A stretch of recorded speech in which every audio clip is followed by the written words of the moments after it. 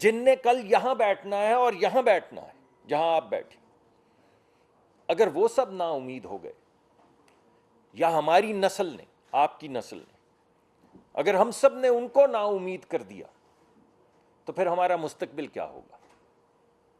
تو وہ خواب یا امید کا خاکہ میں آپ کے سامنے اس دن پیش کرنے آیا تھا، اور بات یہاں سے شروع ہوئی کہ آپ نے بہت سے نمبر سنے ہوں گے. ابھی میں آ رہا تھا تو مجھے دوستوں نے کہا کہ فچ پہ بات کریں جی، آج فچ پہ بڑی آئے.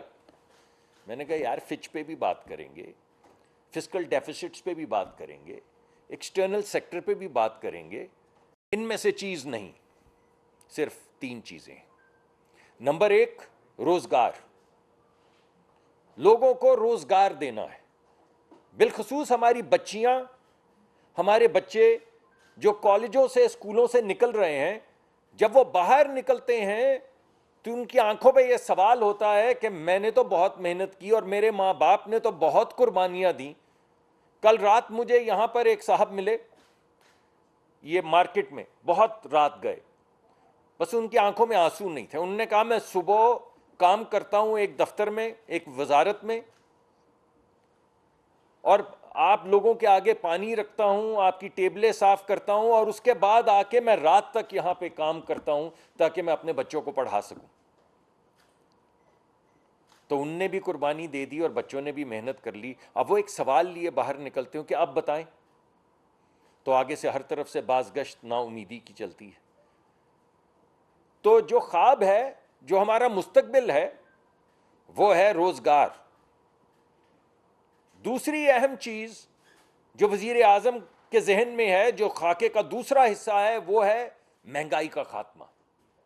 لوگوں کو روزگار ملے اور مہنگائی کا خاتمہ ہو.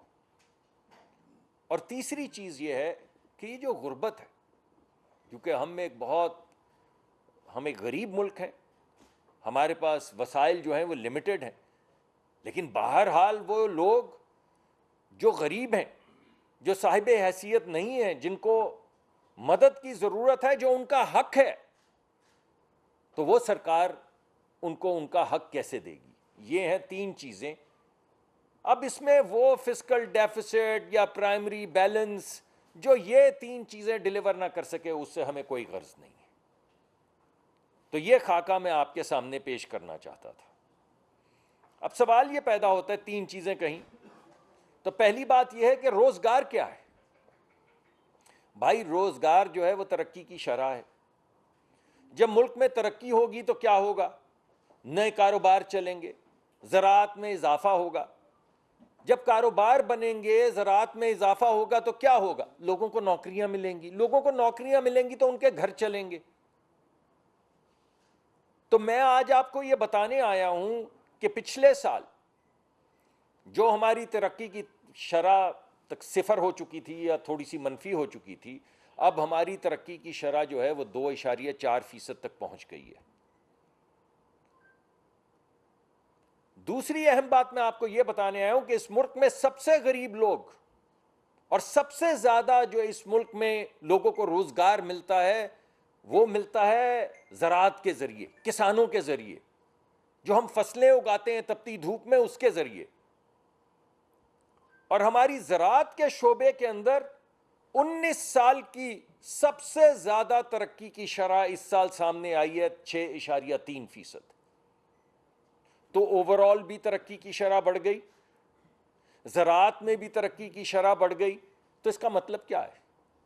اس کا مطلب یہ ہے کہ اگرچہ بہت افاقہ نہیں ہوا، مگر لوگوں کو اب روزگار مل رہا ہے. ارے بھائی، اگر ترقی ہو رہی ہے، اگر نئے کاروبار چل رہے ہیں، اگر زراعت میں اضافہ ہو رہا ہے اور زراعت میں 50% لوگوں کی کھپت ہے، تو اس کا مطلب ہے کہ لوگوں کو روزگار، نوکریاں مل رہی ہیں.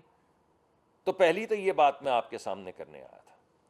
اسی طرح جو ہماری انڈسٹریل، ہماری صنعت جو ہے، اس کی بھی تیسرے کوارٹر کے اندر جو ترقی کی شرح آئی ہے وہ 3.8% آئی ہے. تو ہم ہلکے ہلکے آگے بڑھ رہے ہیں. زراعت میں بہت تیزی سے بڑھے ہیں، اللہ کا بڑا کرم ہوا. اللہ کا سب سے پہلے سب سے بڑا کرم اللہ کا، پھر تھوڑی محنت، تھوڑی پالیسی، تھوڑی ایڈمنسٹریٹو میجرز. یہ پالیسی اور ایڈمنسٹریٹو میجر کیا ہے؟ یعنی یہ اتفاق نہیں ہے کہ زراعت کے اندر ترقی ہوئی ہے. 45% اضافہ ہوا ہے صرف ٹریکٹرز کی سیل میں، ٹریکٹرز کی پیداوار میں اور ٹریکٹرز کی سیل میں. اور یہ ٹریکٹرز کی سیل اور پیداوار میں اضافہ کیسے ہوا ہے کہ وہ کسان جو دربدر ہوتا تھا اور اس کو کہیں سے قرضہ نہیں ملتا تھا، اس کے قرضے جو اس کو ملتے ہیں اس میں 26% پچھلے سال اضافہ ہوا ہے.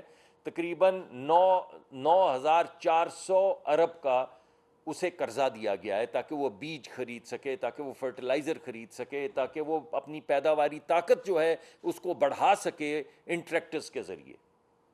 تو یہ ہوا ہے، تو وہ ہوا ہے 6.4% کی ترقی کی شرح ایگریکلچر میں، اور وہ ہوئی ہے تو لوگوں کو روزگار ملا ہے. تو یہ میں آپ کو بتانا چاہتا تھا کہ پہلا جو ہمارا رخ تھا ہماری پالیسی کا، اس میں کیا ہوا ہے.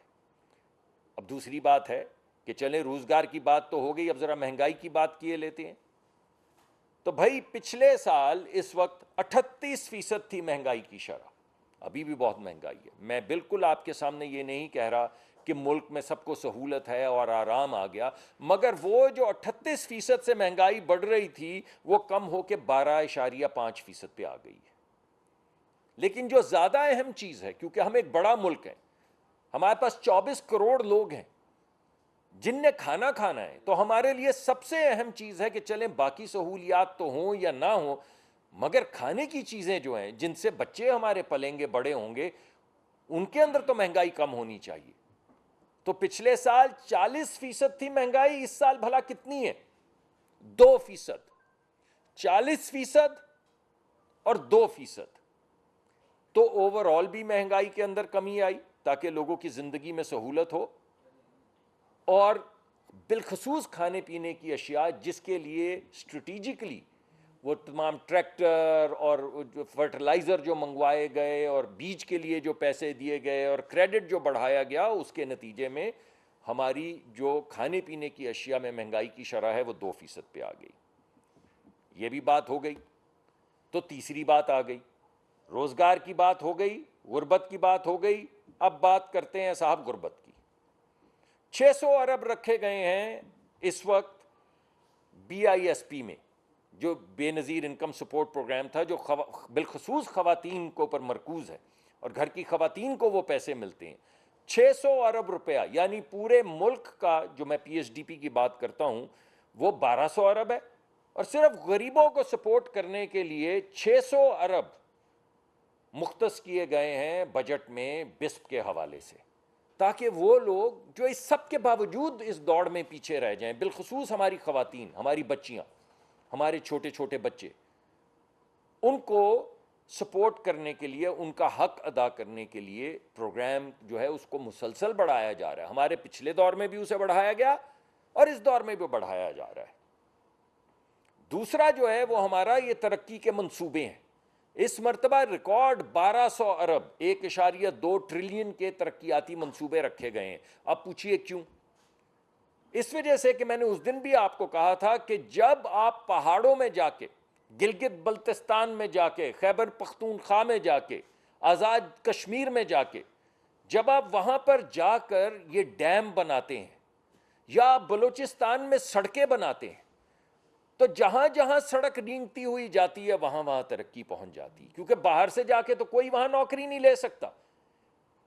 جہاں پہ بھاشا ہے، جہاں پہ داسو ہے، وہاں پہ کوئی کراچی حیدرآباد سے تو نہیں جائے گا، لاہور شیخوپورہ سے تو نہیں جائے گا. وہاں پہ تو اسی علاقے کے لوگ، پہاڑوں میں رہنے والے غریب لوگ جو ہیں، ان کے لیے ذریعہ روزگار پیدا ہوگا.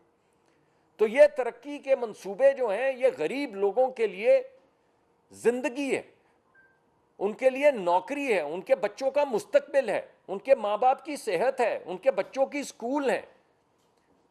تو یہ جو 1.2 کھرب کے 1200 ارب کے جو منصوبے رکھے گئے ہیں وہ اسی لیے رکھے گئے ہیں. اور یہ تمام منصوبے، ان میں سب سے بڑا جو منصوبوں کا محور ہے وہ علاقے ہیں جہاں ترقی نہیں ہوئی، جہاں غریب لوگ رہتے ہیں، جہاں پہ کاروبار نہیں ہے.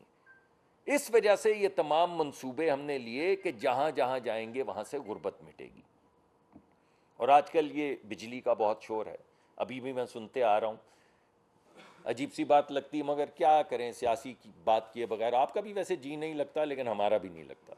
ابھی میں عمر ایوب صاحب کی وہ بھرپور دھواں دار تقریر سن رہا تھا جس پہ وہ تنقید کر رہے تھے 2013 کی پالیسی کی، کہ جناب انہوں نے ملک کو برباد کر دیا، کہ جناب انہوں نے کیپیسٹی پیمنٹ کر دی، جناب اس وقت کرپشن ہو گئی، جناب، اور جناب وزیر تھے اس وقت،